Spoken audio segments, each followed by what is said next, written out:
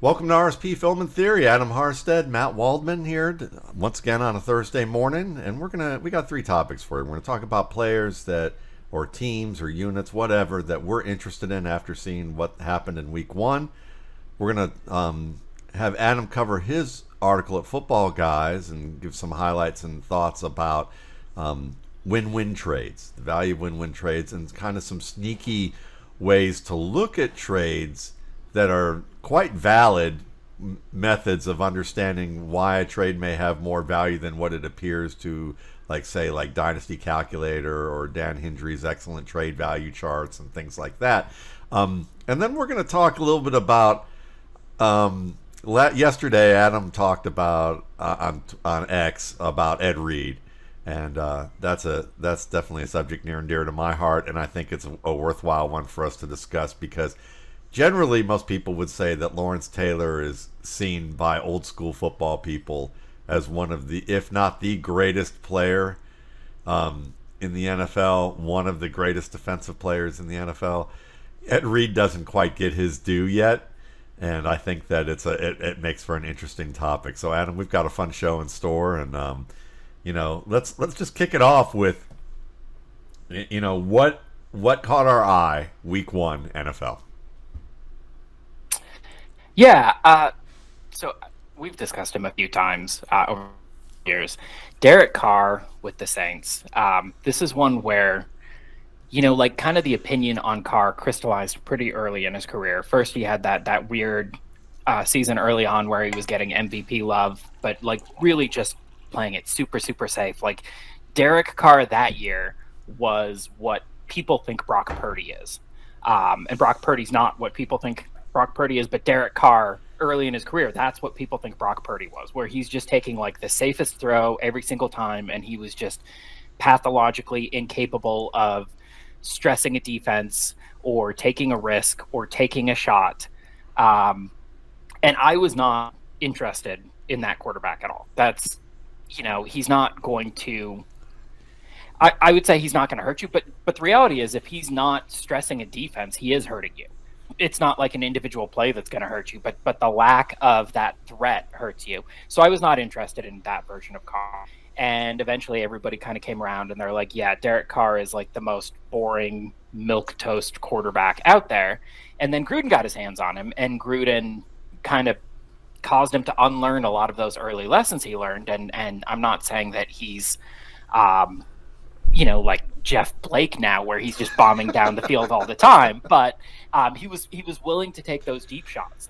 All of a sudden, the deep shots in the Raiders playbooks weren't just wind sprints. That's not where you put wide receivers who pissed you off to punish them. Yeah. Because, they're never getting the ball. All of a sudden, those are live routes, and defenses have to defend the team very differently. And then I'm kind of interested in this version of Derek Carr. I don't think he's the greatest quarterback, but all of a sudden he's an interesting quarterback, whereas before he wasn't.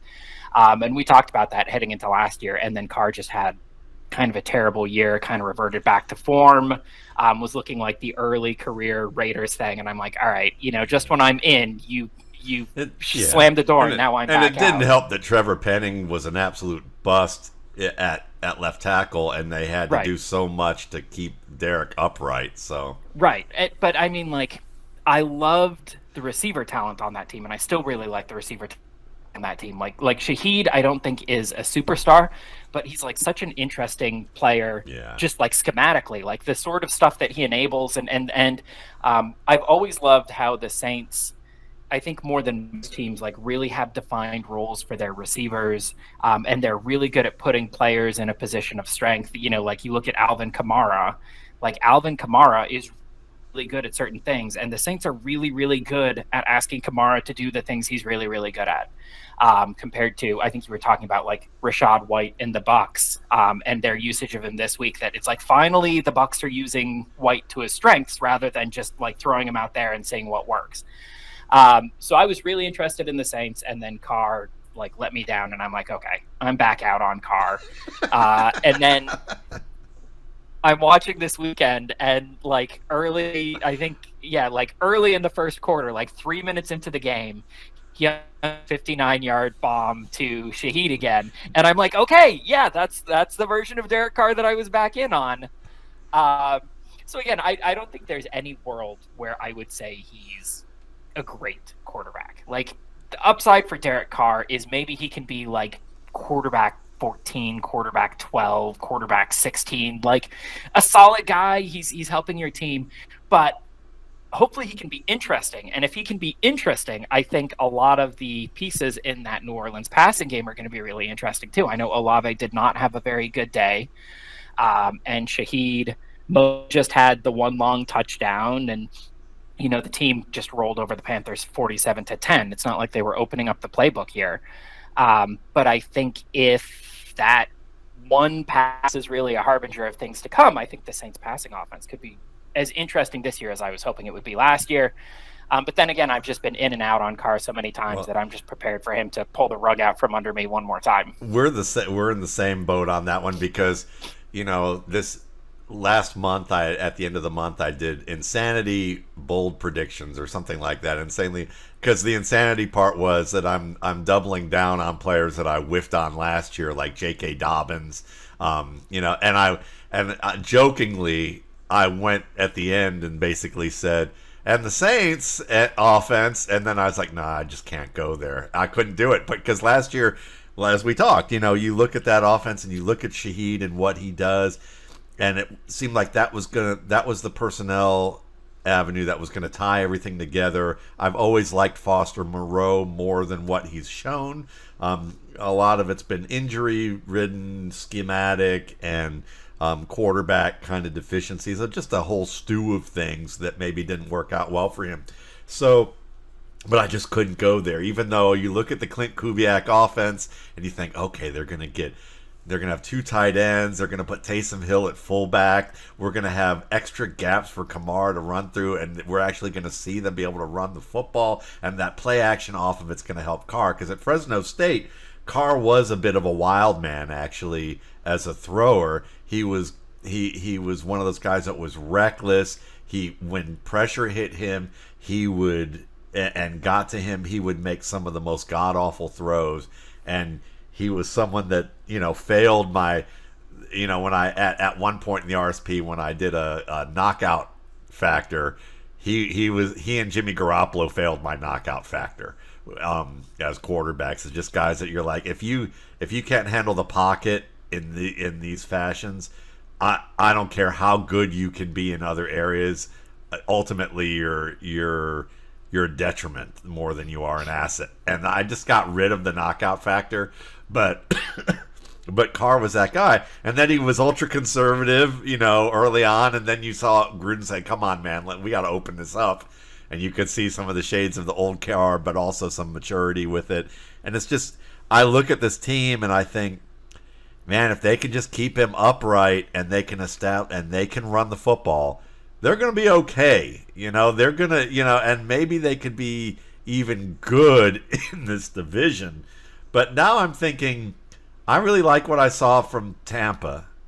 And, looking at Baker Mayfield in Cleveland, I didn't think he climbed the pocket unless it was like off of a set play where you have to, drop back, take a hitch, and throw. Or it was a very obvious pocket where it wasn't really dirty. It was just compromised in one area, and you just hitch a few steps and climb and throw. And if he could do those in rhythm. But if the pocket was compromised in a couple of areas where the savvy pocket manager climbs the pocket, keeps all of his options open on either side of the field, and can efficiently find that next option without spending a lot of time with the ball in your hand, that's ideal. And Baker wouldn't do that. He would turn his back and run and kind of do what Kyler Murray does, which is kind of break the pocket to the outside and then scramble around and buy a lot of time. And that everything breaks down, and it's harder to reset and find somebody. And this weekend, watching him climb difficult pockets and find the receivers and then also be given freedom to change plays at the line of scrimmage, something that he said. And I think I'm going to be on a Charlotte show tomorrow morning, because I posted something on X saying I don't really know Dave Canales' offense all that well, but on the Buccaneers podcast, they were like, or the Buccaneers broadcast for that game, the national TV crew said they sat down with Baker, and Baker said, yeah, in Dave's offense, I wasn't allowed to get out of bad plays. So if a play was dead in the water, we had to run it. And now I'm given freedom to do it. And you could see, like, every drive, there were at least, felt like every 2 to 3 plays, he was changing something, and for the better.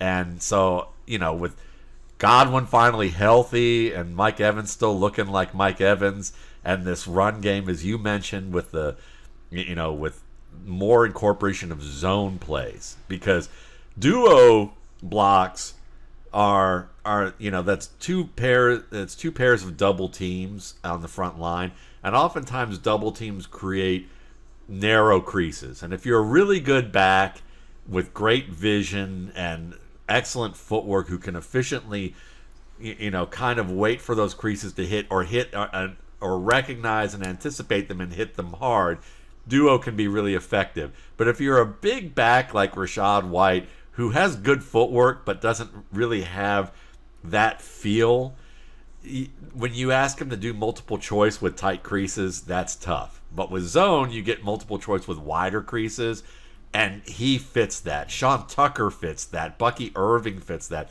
And then you can still use it makes the run game more versatile with all the gap plays that they do, like power and counter and things like that. But adding those zone plays helps, and that's going to make the run game a little bit better. That helps Baker too. I'm excited about the Buccaneers offense, and I'm excited about Baker Mayfield. I mean, I'm not like top 5 excited, top 5 fantasy quarterback excited, but I think he has a good shot to be a top 12 quarterback. And with that offense, if it all really does take off, sure, that ceiling is possible, though I think it's remote. If you ask me in Cleveland, Baker Mayfield, does he have a ceiling of a top 5? I'd say hell no. There's no way. It's not happening. If you said to me, I'd say top 15 maybe, like low at 12 to 15 at best, if like everything comes together. This year, I feel like the floor is closer to top 15. The likely ceiling is somewhere top 10 to top 12, and then there's that remote possibility of top 5. Yeah, I agree. And it's funny because, Baker was pretty productive last year in Tampa, but everybody's like, it's a fluke. Whereas, like, now I feel like maybe it feels a bit more sustainable. Maybe it's more, I guess, commensurate to what he's actually doing. Other things from this weekend. I was excited to see Harbaugh back with the Chargers back in the NFL. And I'm big on, like, there are some exceptions, but for the most part, like, scheme is like the least important part of a head coach's job. Like a head coach, it's like a good manager at a company. Like, he should know how everything works, but he has domain experts to handle that stuff. Like, a good manager needs to have the interpersonal skills, and he needs to be good at managing people. He needs to be like a CEO, and you get coaches like Tomlin, who, like, he's a punching bag because of his in-game management and whatever, but the guy never loses because he's so good at all of the other stuff. And Jim Harbaugh strikes me as like one of those guys where, like, I don't even know schematically if he has the chops, if he doesn't have the chops, but he's just such a, like, it's cool to see the players buy in. And I like seeing all the memes. There's one of him like going nuts on Justin Herbert before the game, and like Herbert has like no idea what to do. He's like, yeah, I thought coach was like dapping me up and once and like moving on, and so like I'm like going, and he just like keeps hitting me, and I just had no idea what to do with that. But like next week I'll be prepared. If he was a Steeler, I watched that and I kept thinking, if that was a Steelers linebacker, Jim Harbaugh never would have done that again. Right, like he'd be like planted in the ground, like he would have been put like 2 feet into the turf after the guy like pounded him on the shoulders, because like he was getting hyped. Yes, he was. Yeah, a lot of players, if they're matching that kind of energy, Harbaugh's out for 3 weeks with an injury. But yeah, it's hilarious. Like, he's a guy who loves his team, clearly loves his team, clearly loves his players. I always loved that in college. I think he was one of the most active and vocal advocates for his players. Yeah. And viewed them not as like a means to his own end. as like these are the Dabo guys who are Swinney. going to make me famous and make me good, but like actually like really cared about them and really wanted what was best for them, even if it wasn't necessarily what was best for him. And so I love Harbaugh, and it like his tenure in San Francisco was messy at times. I think there were personality conflicts, and I'm not saying he's a coach where like there's some baggage that comes with it. It's nice that the NFL is not college, so like there's less concern about like the rule breaking and the whatever. They're not going to do the whole like the NCAA was so mad at Kentucky that they gave Western Cincinnati like another 2 years of probation or whatever the line is. But I think I don't know. I was going to say he's probably a better fit for the NFL just because he plays a little fast and loose, but he's also a really good fit for college because the younger players, they're not as like self-motivated at that point. Then they Yeah. need a guy like that to kind of keep them going through the course of a long season. I don't know. I just like Harbaugh, and I'm excited to see him back. And maybe it works, maybe it doesn't. I don't know. But I just love coaches like that who like they're just there for their players. Yeah, I mean, J.K. Dobbins is such a fun story, and we hope that it can continue. That's another guy I just couldn't quit. But having him and Gus Edwards in that backfield together was just smart, considering the scheme and the match and the experience with, with the offensive coordinator with Jim Roman. But what I'm really fascinated about with that team is it looked like this week that they were using Quentin Johnston the way that Quentin Johnston should be used. Because he's not, at TCU, people saw what he did at TCU and automatically thought, we'll take that template of how TCU used him, and that's how he's going to be in the NFL, which is a contested catch, vertical shot, ball tracker, which he was actually bad at when you actually take the NFL standard and put it on his TCU tape and you go, ooh, that's not going to work. It didn't work. It didn't work in LA. But what was going to work is that he's actually a good underneath route runner, and he's really quick and physical, and he can catch the ball when he's, working across the field or squared up and has time, and he doesn't have to like leap back for the ball and figure out where his hands should be. And the fact that he was making a lot of those catches, and he still didn't look extremely confident to me about that. And to be honest, I'm not sure whether that's just me projecting like my skepticism of whether he can catch a football sometimes, because some of those plays, when you look at it the second time, I go, okay, that looked pretty smooth. But the first time I saw it, I go, did he fight that ball? So that's why you usually watch things a number of times. But he made a lot of clean catches. He was getting yards after the catch. He's such a good athlete.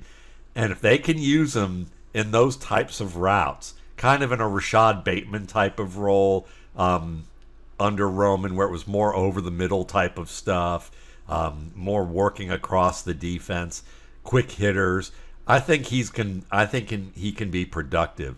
So, I liked what I saw from that offense, considering it's week one, and week one's usually a mess.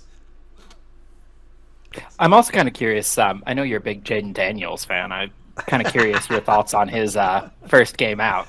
I thought he was essentially, he gave us a good indication that he'll be a good garbage time quarterback this year, in the sense that Commanders get behind, they're going to play opposing defenses are going to play a lot of softer looks towards the second half of games. There's going to be a lot of underneath stuff and opportunities for him to run. So him getting 60 to 90 yards rushing on a regular basis, maybe scoring a touchdown, and then getting enough underneath stuff to pad that, gives me some Kyler Murray-esque vibes in terms of like the kind of data he can deliver, which is, the data is going to look good for him as a fantasy quarterback, but it may not support any one fantasy receiver enough for them to be relevant or not disappointing on that level. He's a good deep ball thrower. I thought he got through his first read pretty well. I didn't see him with a lot of second read stuff. A lot of things were manufactured. So as a thrower, they were doing what it looked like they were going to do. As a runner, it was the same thing. I don't think he played bad. He had moments in the pocket where he maybe waited a little longer than he should, but that's typical of rookie quarterbacks. So there's hope for this guy. I don't think there's it's bad, and there's fantasy hope this year for him too. I definitely think that that's possible based on what the dynamics are for him. But I'm still not quite ready to say he's that top 5 deal that you're getting, in fantasy redrafts at the rate of a rookie that you take after a bunch of other people. Yeah, I mean, I think there's much more fantasy hope than like actual NFL, because the rushing is like so good. I mean, I was getting kind of, and it's one game. I'm not reading too much into it. I don't think that like this is going to be, if your first game was indicative of who you were going to be long term, like the Tennessee Titans would have found like 3 franchise quarterbacks by now. They've got guys with 2 guys who have 10 touchdowns in their first game total. Yeah. Yep. So I'm not reading too much into it, but just watching it, I'm like, this feels like a vintage 2022 Justin Fields game to me, where like as in terms of helping your NFL team, it's not necessarily there. Yeah. But in terms of helping your fantasy team, like, yeah, Justin Fields was, I think, like quarterback 6 that year, averaging 150 passing yards per game just because he ran so much. And if I had Jaden Daniels in Dynasty, I think that if he finished the season with like that kind of year, it would probably make me very concerned for his prospects in 2027. But probably feeling pretty good about where he was at for fantasy for 2024, 2025, 2026. Yeah, no doubt about that. Jacksonville's interesting to me. Just from the standpoint of, I watched Tank Bigsby. You can find the film that I did in this week's Gut Check column at Footballguys or the RSP Film Room on Twitter. And I think Bigsby showed that, like last year, he had all that preseason hype, and then he just fell flat with lots of mistakes. And a lot of that is that I think the speed of the game and the complexity of the game forced him to overthink, and he started making mistakes that he didn't make in college at the degree that he was making in the pros. This year, they said he looks much better, and I would say, yes, much better in the sense that he didn't look mistake prone. He had a number of guys deliver hits on the ball while he was running, and he did a great job of holding on to the football. He made some good cutbacks, and he looked like the Tank Bigsby I saw at Auburn. He didn't look better. He just looked like the guy we saw, which to me means at best he's more of a running back too, unless he's on a great team and gets the ball a ton. So if Tank Bigsby were on the 49ers and in Jordan Mason's role, he's a running back one like Jordan Mason is.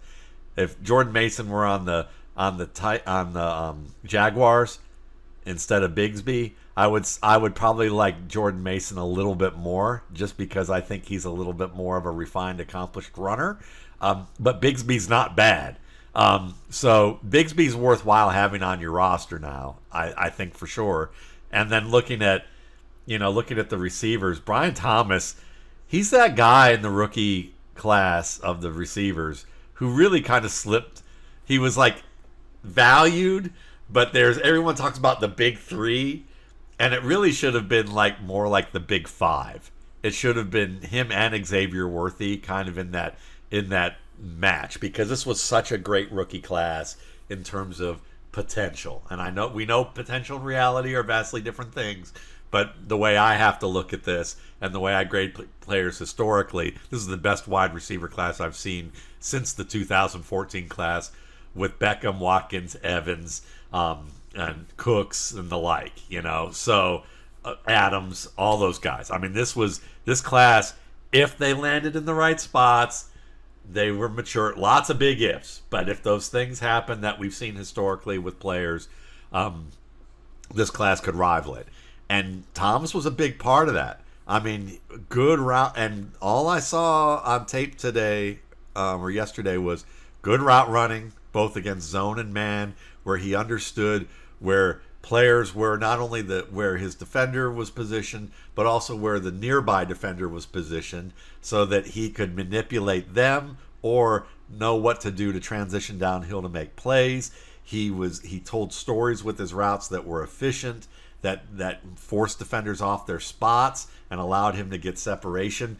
And in contrast to a guy like Gabriel Davis, who really did a good job this weekend, but was Gabriel Davis. He benefited from, zone, working in open zones, and what they know who he is, the Jaguars do, and they know that we're going to target him on plays where we do the bulk of the work to get him open. He just needs to run to the right spot and recognize what that spot is, sit down, catch the ball, or work across that spot, catch the ball, and break some tackles. And Gabriel Davis can do that all day long. Very good at that. And he did run one good man route that I saw at the boundary where he got open and got good separation on it, and that was good too. But Thomas did more of the nuanced stuff early on, and that bodes well that he looks like the Brian Thomas I saw at LSU and can grow from there, which means by next year, if not by the end of this year, he could very well wind up the primary receiver on that team.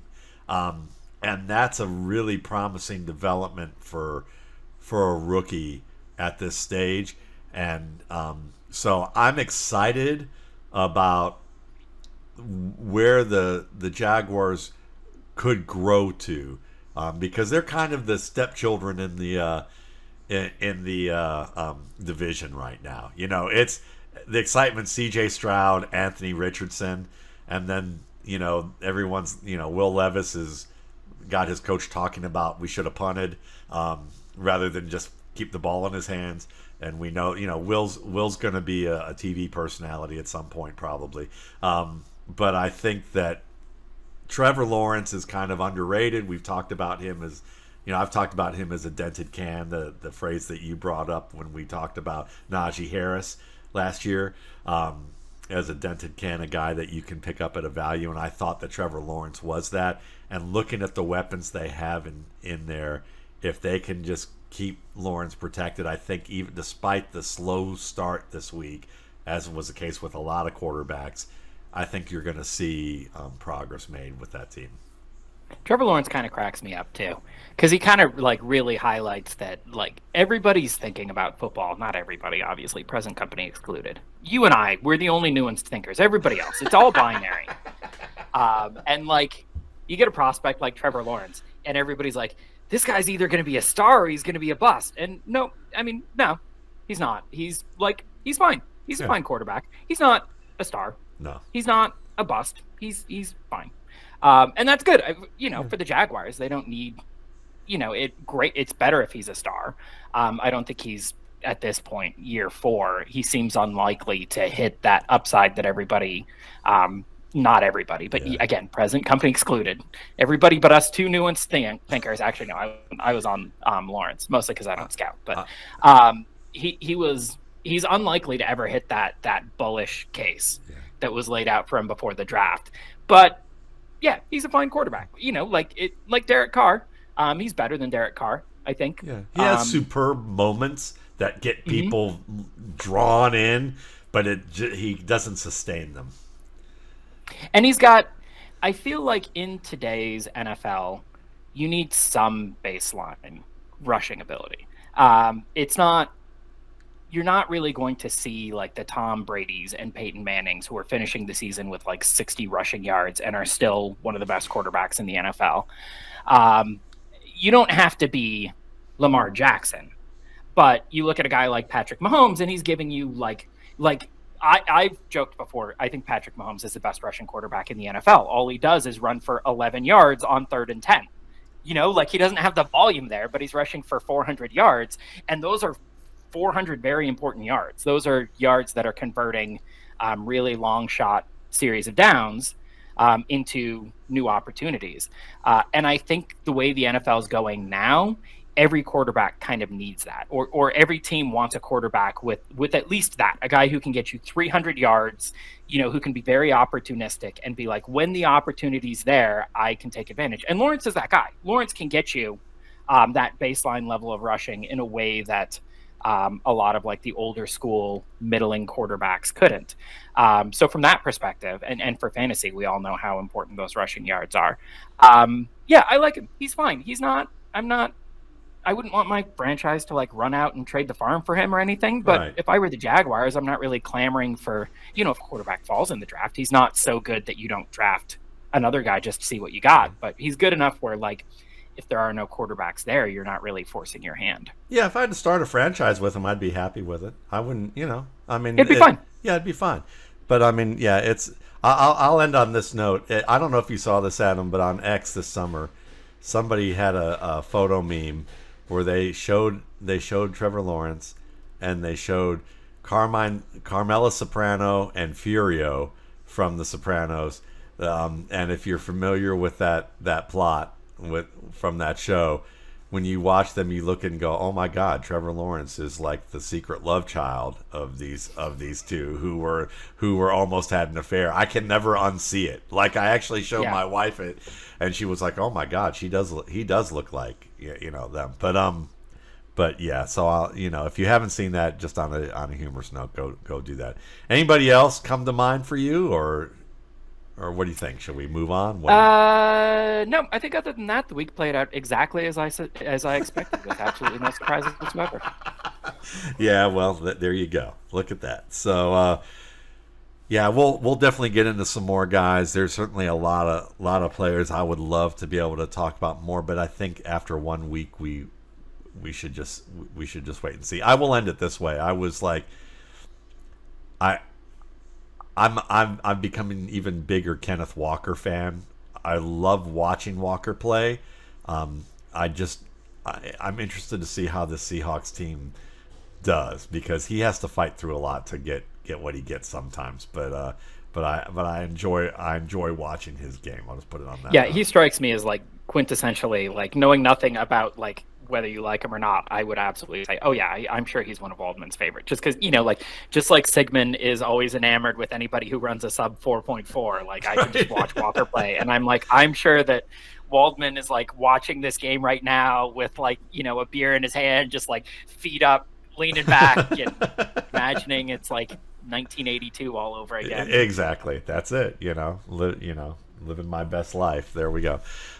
So let's talk about trades. You put out a piece this week in Dynasty in Theory, finding win-win trades, and searching for the subheading, searching for trades your league mates will agree to. And I really enjoyed how you talked about how to trade and why you search for disagreement, and or searching for agreement or disagreement, and what's the differences with those are. And then giving some real-world examples of sneaky cases about where players can have different values to different rosters if you just understand what to look for. And you used a really great example that involved Tank Bigsby. So, I mean, if you want to start there, that's great. If you want to backtrack to information that's going to kind of set that up, that's great too. But, I thought it's a worthwhile article, especially at this stage of the season where you get people with itchy trigger fingers, or you get your serial traders in Dynasty who build their rosters successfully this way. And I think it's a great tip for people to understand. There's some great tips in there for people to kind of get their trade game together and improve. Yeah, everybody who has been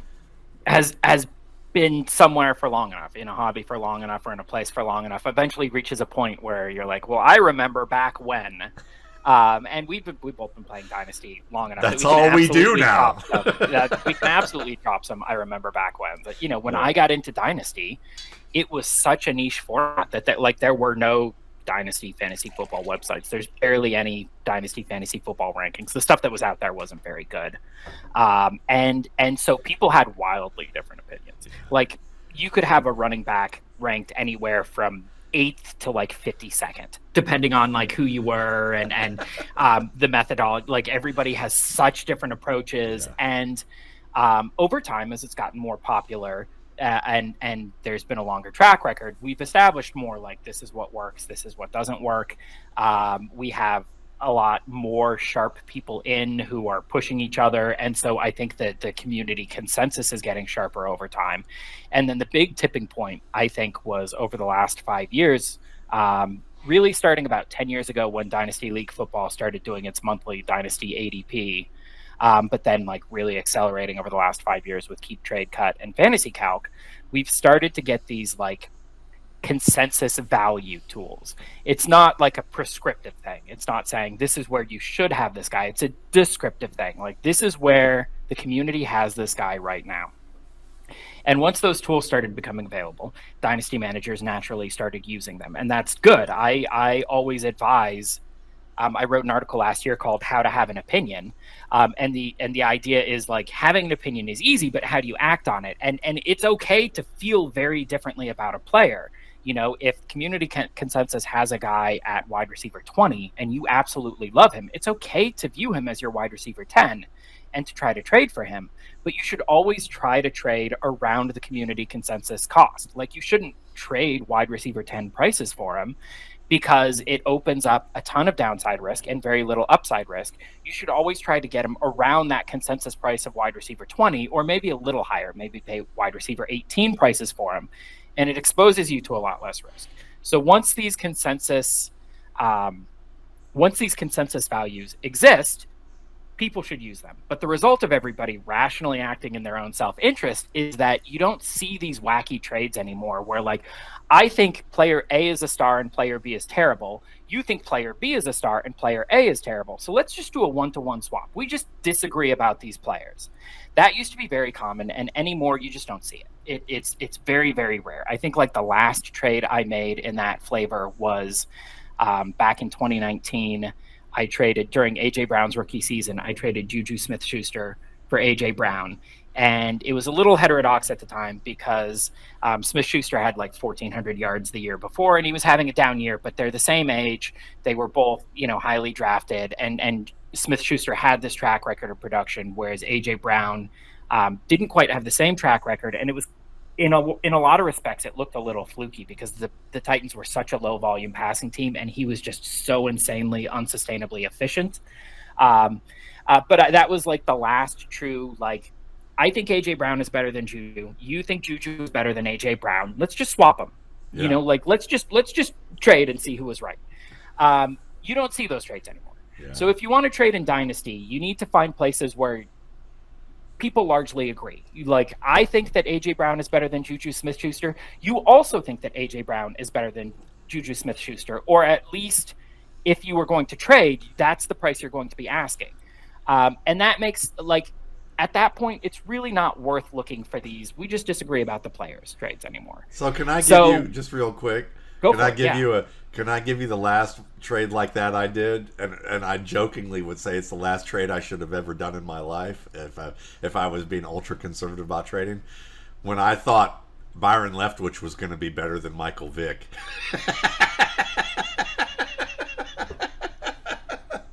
And even then, everyone was like, "What on earth are you doing?" So. And it's wild. I mean, people who weren't playing back then, that would be a very heterodox opinion. Vic was rated way higher than Leftwich at the time. Yeah. And awesome, good on you for sticking to your guns, but I'm sure you could have gotten way more than that.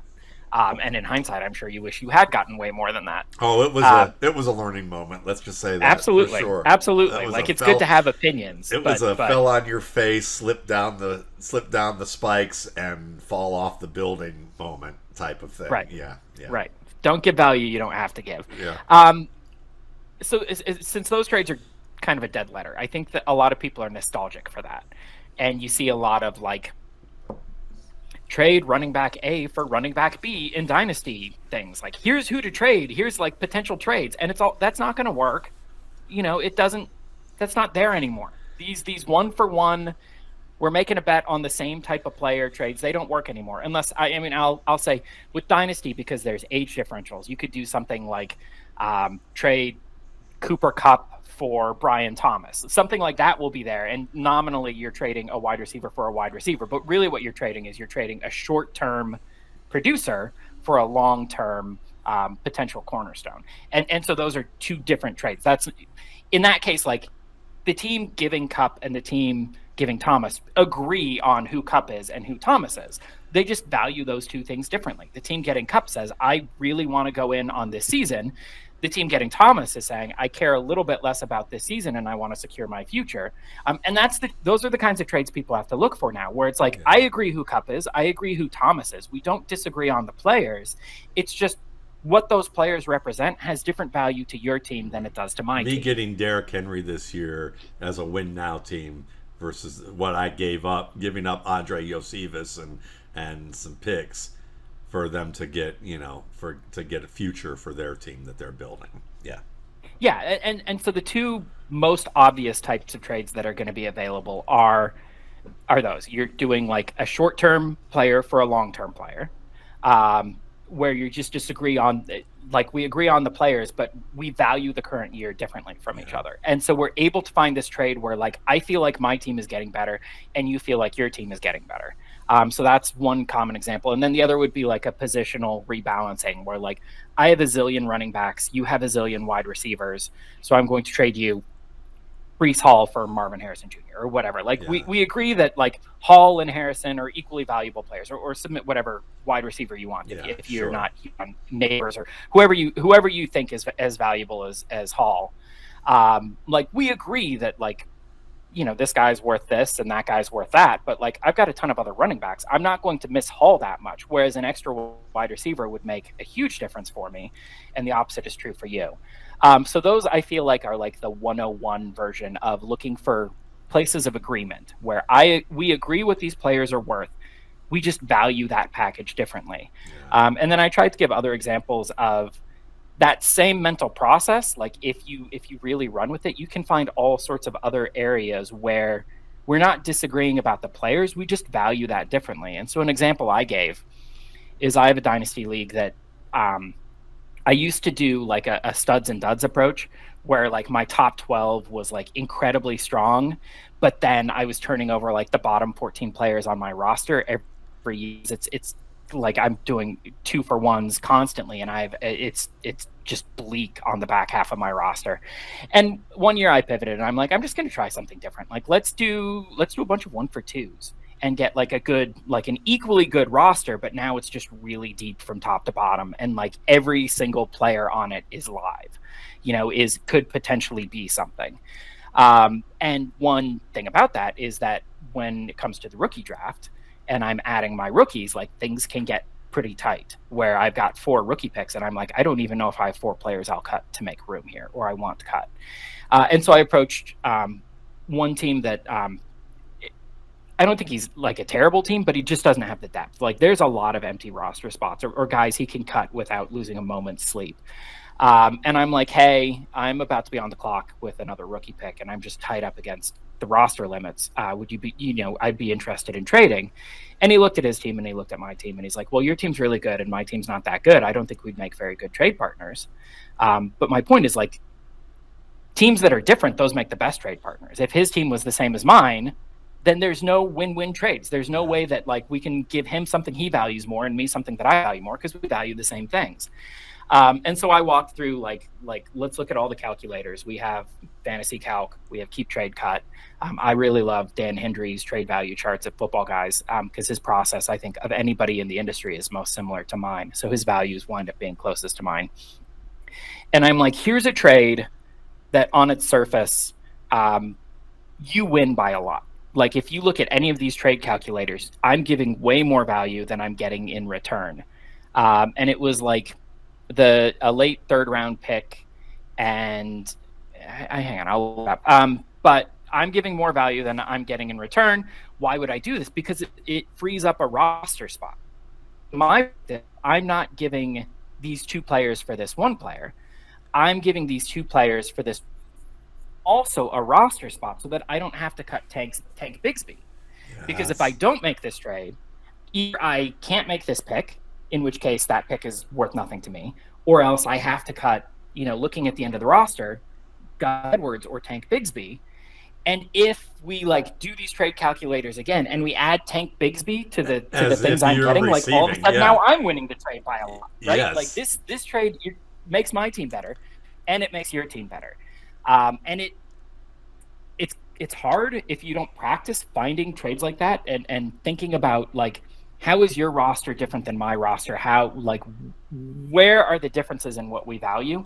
It kind of takes a lot of practice and discipline to notice weird things like that. Because I think most dynasty managers would never even really consider adding the player that you would have to cut to make room to the trade calculator and seeing what the results change. But that's if you want to trade in Dynasty, and I think trading in Dynasty is important, and I would encourage people to trade in Dynasty, provided they think they can do a decent job at it. But that's really what has to be done. We can long for the old days when somebody was willing to throw you Michael Vick for your Byron Leftwich. But the reality is, like, trading in Dynasty these days requires a lot more work and consensus building because you just aren't going to disagree in the same way that you used to. Yeah, now Alicia would love the way that you talked about this, and also the ways that you do it as someone who's a negotiator. Is that, you know, you're oftentimes people who think that they negotiate well think about assets in terms of just the immediate savings of the trade of the deal. Like, did I get the savings on what it looks like on paper? But also you have to consider all the other factors, the net factors that are involved in there long term, that what a deal like that can have. And part of that is if you had to cut Hank Bigsby, you know, that may not show up to the letter of the law of the deal, but that's an essential part of really what that tumbler's going to create, what that next tumbler's going to create, if you don't make that deal. So it's a very real world, wise way of thinking with that. And I just really enjoy how your mind categorizes certain things, because you do a great job of being able to explain, I'm looking at 2-for-1s or 1-for-2s, and I'm going to approach this season with my roster of doing that. You know, I think that's a great way of thinking, is looking at your roster in kind of more of a mathematical way and saying, okay, how many guys do I have who are great, and then how many are not, and what does that pattern look like? And recognizing a pattern and saying, how do I create patterns in my deals that will create the shape of the roster that I want to create? Because most people, they're looking at the trees. They're looking at the individual trees, and you just laid out a way of being able to say, how's my forest shaped, and how do I want the forest to be shaped? And how do I reshape that forest in terms of methods of doing that? And I think that if go back and listen to what he mentioned again, if you didn't catch it before with information, and go back and listen to kind of some of the patterns within that, because I think that will help you kind of reshape your rosters and look at your rosters from a more strategic angle.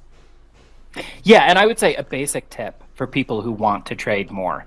I think most people, the impetus for trading is like, there's a player I want. And so when they're looking for trades, they say, what is the team that has the player that I want to acquire?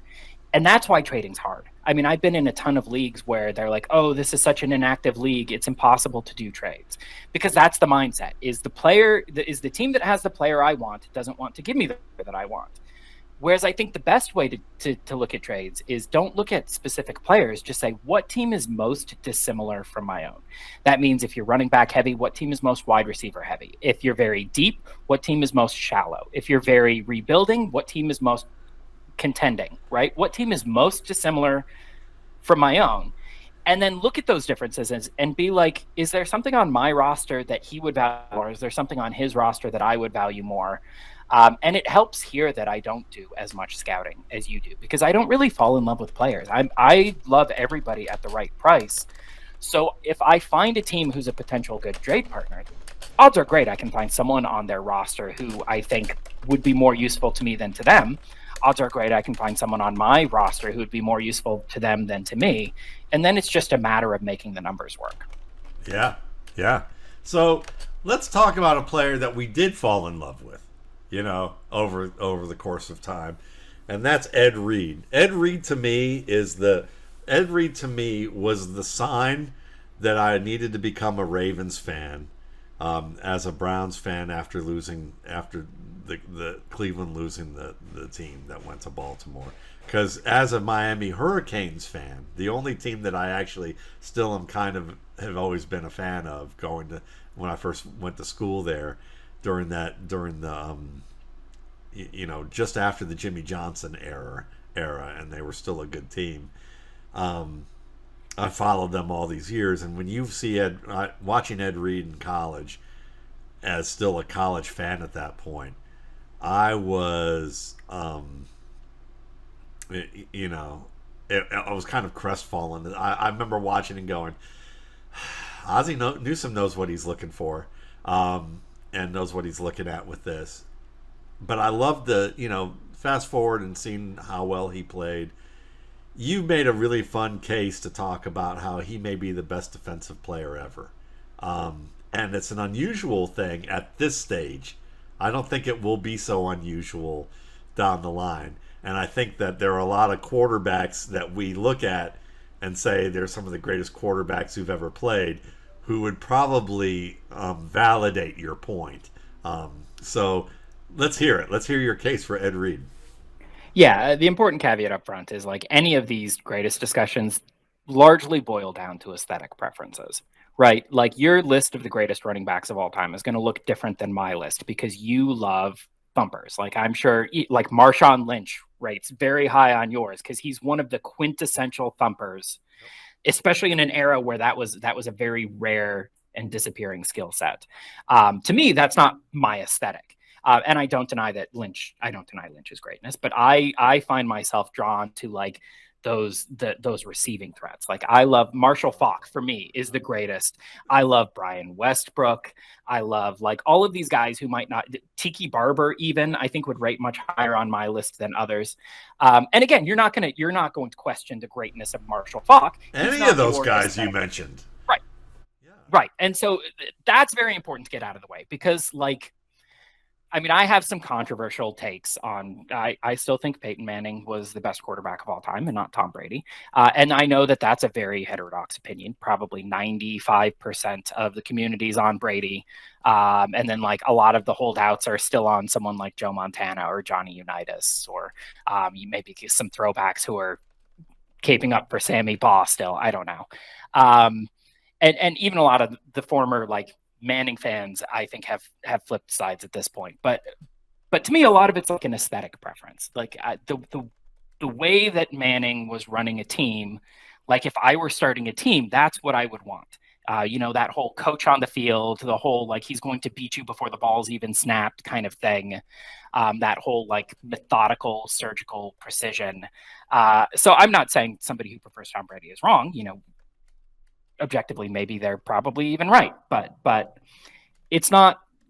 This is not an objective claim that Ed Reed is the greatest defender of all time. A lot of it's aesthetic. I do think he's underrated in these greatest of all time debates for a couple reasons. One is that like people miss out on a lot of what made him great. Everybody talks about, when they talk about Ed Reed, they talk about how smart he was and how instinctual he was and how he was like baiting quarterbacks. Like he knew what play you were running before the ball was snapped. He's like the defensive Peyton Manning. He beat you before the ball was even snapped. And he would like play with you and he'd be like, I'm going to make you think that this guy's open just so I can get the interception. And he was that. That's not wrong. But also, like, he was a freakish athlete and he was electric with the ball in his hands. And I don't really hear that case being made very often. I said there's 83 players in NFL history who have at least 40 interceptions. 2 of those players averaged at least 24 yards per return. It's Deion Sanders and Ed Reed. And you talk about who are the most electric, dangerous defensive backs with the ball in their hand. Everybody's going to mention Deion Sanders. I doubt very many people would bring up Ed Reed. But objectively, like he was up there. He got, and somebody was trying to make the case that safeties average more yards per return than cornerbacks do. I don't think that's actually true. Like if you look at the historical data, it's pretty even at the tops of the leaderboards, and like there's some advantages to playing safety, especially for like a cerebral guy like Ed Reed, where you can get a jump on the ball and you can get like a running start when you're getting the interception. But there's also advantages to playing cornerback, where like if you're over by the sidelines and you get that interception, like you might only have one man to beat to make it all the way to the end zone. Whereas safety, you're getting the interception in the middle of the field, there's going to be a lot of traffic to fight through for a long return. But that's neither here or there. I feel like he doesn't get his due as an electric and electrifying player, in much the same way that, like, everybody talks about Randy Moss and all they talk about is his athleticism. And they never mention that, like, also he was one of the most cerebral students of the game to play wide receiver. And if you're not getting both sides, you're kind of missing the whole case.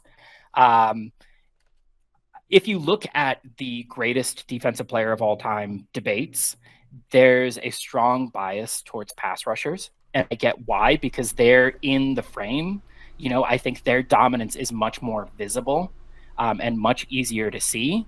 But I don't think it's any coincidence that Lawrence Taylor, Reggie White, to some extent, Bruce Smith, he doesn't usually get mentioned the greatest, but he's usually up there. And all of these players, Deacon Jones, are often very high in the greatest players. Even someone like Aaron Donald, who brings a lot more to the table than just his pass rushing. Not that, like, Reggie White didn't. Reggie White brought a ton more to the table than just his pass rushing. But they're standing out from their peers largely on the backs of just superlative pass rushing skill. And so it's meaningful to me that a guy like Ed Reed is able to get into this discussion without that kind of pass rushing advantage and without, like, the relentless self-promotion of a guy like Deion Sanders, who was dedicated to making sure you knew how great he was. Rightly so. Deion Sanders was great, but he made damn sure you knew it.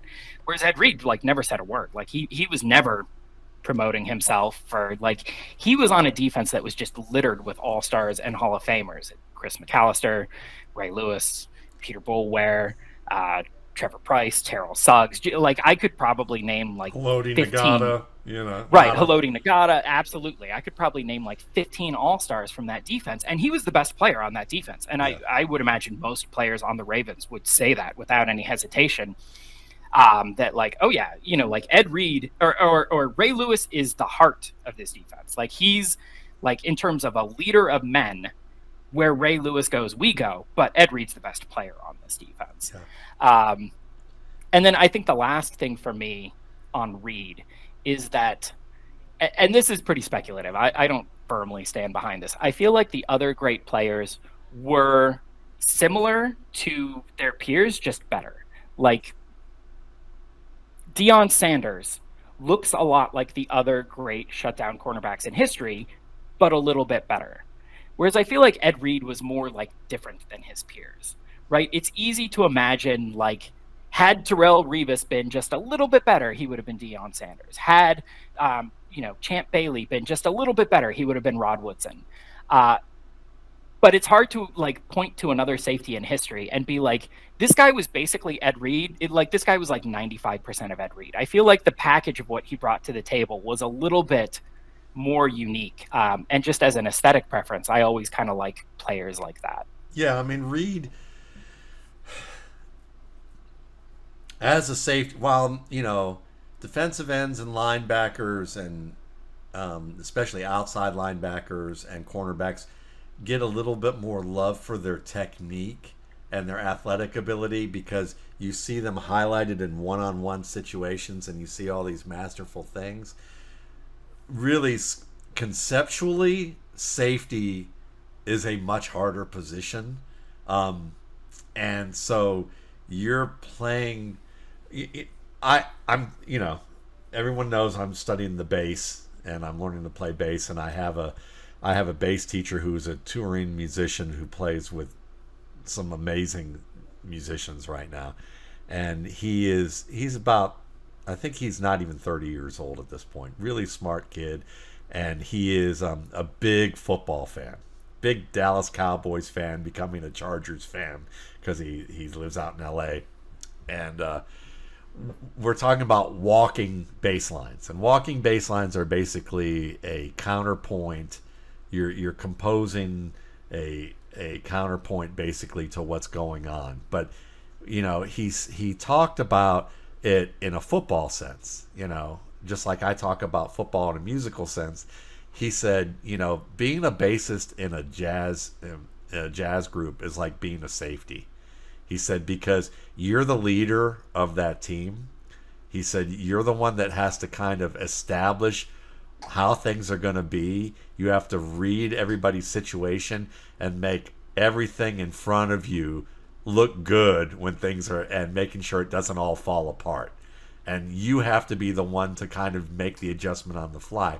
So in a sense, where the quarterback's dictating all the action, and looking at everything in front of them and trying to make adjustments with that, the safety's doing that in reverse. They're watching everything unfold in front of them and having to figure out, how do I make this look good? How do I keep this from like falling apart, and being the and also being able to disguise what I'm doing when I do want to attack, disguise what I'm doing in a way to bait people into doing what I want them to do.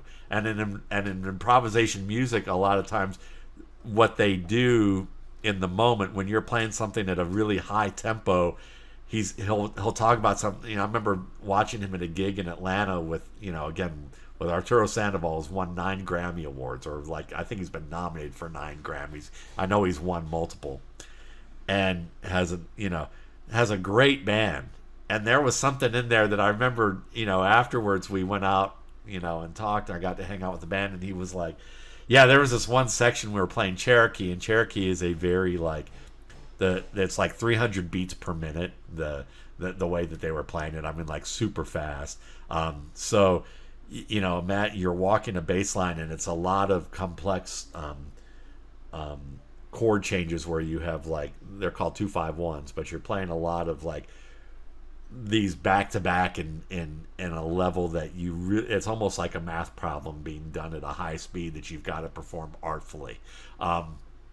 And he'll talk about, there was this one section where we all got lost, and I had to just kind of do this, and he talked about what he was doing just to establish rhythm and what I was doing, and it influenced everybody to get together, because the guitar player was a half section ahead, the piano player was a half section behind, and if I wasn't immediately locked in, they all knew to come to me, and they converged in the middle. Otherwise, it would have just been a train wreck that at a high speed. And he said those things happen on stage all the time with every music. People just don't notice it. And I think with Ed Reed, you look at his skills, and he was good at that. He could takes problems and turn them into elegant solutions with the way that he would play a coverage or show something to the quarterback or support a different teammate. And those are the seams that you don't see that made an elegant suit for the Ravens defense. And so yeah, Ray Lewis was the heart of that, but it was like Ed Reed was in the engine room. Right. Ray Lewis was like Captain Kirk, and and Ed Reed was kind of like Scotty in the engine room making the shit. Yeah, I mean, it's probably not a coincidence that he played with so many standout defensive teammates, because he's back there making them right. Yes. Whatever you choose, I'm gonna make it right. Yeah. And so everybody's like, wow, look, these the Ravens defenders can do no wrong. Well, because they got Ed Reed behind him. Yeah. Absolutely. Yeah, he's like Ginger Rogers dancing backwards and in heels, with Fred Astaire, and making Fred Astaire look great. It's kind of like that. It's funny too, listening to some of the greats talk about players. You notice, you pick up on certain trends and patterns, and if the other greats talk about Lawrence Taylor, it's usually something like, of course he beat me. There was nothing I was going to do. There's that awe. It was Lawrence Taylor. It was going to happen. There was nothing I could do about it. Whereas when they talk about Ed Reed, it's less awe and more admiration. That son of a bitch. I cannot believe he got me. I absolutely could have done something there. Yeah. But it's Ed Reed. That son of a bitch. He outsmarted me. To have him outsmart. When you outsmart two of the smartest quarterbacks in football in that era, and you're the chess master, and they usually are the chess masters, and he's that's the ultimate thing. And then on top of it, like you said, think about all those times. Multiple times where he ran back missed field goals for huge yardage plays. I would argue he was one of the best open field runners in football, period. And that's not something most people realize. So yeah, you made great points about that, and I just whether you agree with it or not, it's a great argument that helps you understand Reed in perspective and why he belongs in the conversation at the very least.